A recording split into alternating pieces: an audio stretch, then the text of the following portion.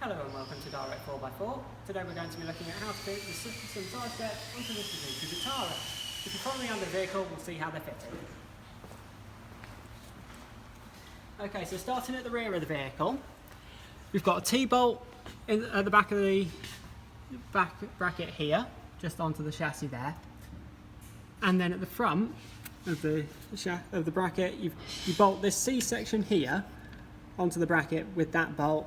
And then you'll see under the sill cover here, you've got a hole that you can use for a T-bolt there. You'll have to take out this little bung here just to make sure that that goes on. You may have to do that along the whole length of the sill cover so you can pull the cover down enough to get it to fit. Moving on to the front bracket, you've got a T-bolt here. You'll have to take out this bung again just to make sure that you can get the T-bolt in, and you'll probably have to undo these little nuts here that go along the chassis. That will help you pull the under tray down and get the T-bolt in. Again, at the front you have your T-bolt into the sill cover and the bolt underneath the bracket there just to hold this C-section on, and then it's bolted onto the boards there and there. And then it's the same on the other side.